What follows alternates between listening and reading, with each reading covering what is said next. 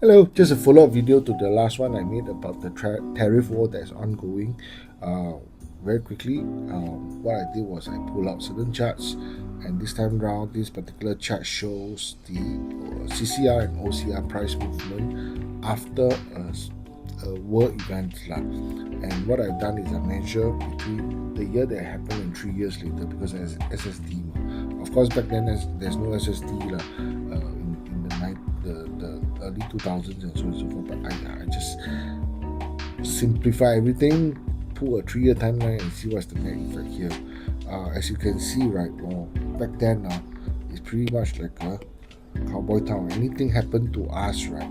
Our property price is so fragile. Everything just goes into the red. But come 2010 onwards, right, because we introduced a lot of cooling measures and also measures to keep ourselves safe in terms of LTV, TDSI, MSR, and so on and so forth, SSD, ABSD, all you can imagine, right? Whatever the government has done, I think they have done a great job there. I think they have foresight, right, to make Singaporean more prudent. So just take a look at all this period here. Okay, today whatever is happening, right, literally is like shutting down the world like that, like COVID again. Like suddenly, are we going to be able to go back to work tomorrow? Whether it be production coming in, orders from trade partners, and so on and so forth. But let's, while we don't know what's going to happen, right, we can look at previous example of things happening, and then we can see the price lah. Okay, so this 39%, what happened here? Okay, why am I also looking at only RCI and OCI? Because mainly if I own stay, okay, the numbers don't differ much if I throw in the CCR as well. But if you look at from Lehman Brothers and then all the way to 3 years later, right, actually the price actually went up about 40%. So the question here is, do you want to wait and then go into the market, or do you want to go into the market now?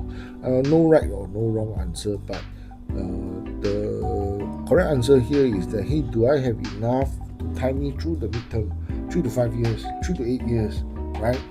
And if you do have that, I don't see why you should not go into the market, because definitely it has shown us, all this example has shown us that if you go into the market today, it's better than you go into the market tomorrow, because the chances of the price going up definitely higher.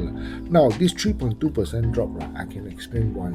It's primarily due to 2000 and I was thinking about 2010, 2011, the government actually pumped in a lot of supply, right? A lot of supply in both HDB and private non-landed residential. So the price drop is actually due to that more than the war event, because this war event is actually Ebola. We didn't really feel the whole Ebola thing happening in Singapore. Okay, so this is the facts and figures that I'm showing you.